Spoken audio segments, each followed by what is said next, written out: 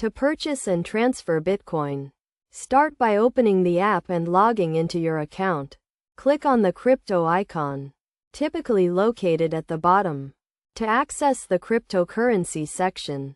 From there, select the cryptocurrency you wish to buy, in this case, Bitcoin. A window will appear showing the live Bitcoin rate, price, and graph. To proceed with the purchase, click the Buy button. You will then be prompted to enter the amount you want to spend in dollars. After entering the amount, click the Review button to see the details of your transaction, including the amount of Bitcoin you will receive, the exchange rate, and any transaction fees. Once you've reviewed the details, click the Buy Bitcoin button to complete the purchase. After the Bitcoin has been purchased and appears in your account, you can transfer it to another wallet.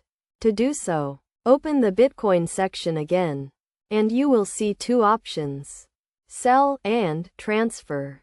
Click on the Transfer option, represented by two arrows. This will open a new interface where you can enter the Bitcoin address of the recipient, either by typing it in or by scanning a crypto address.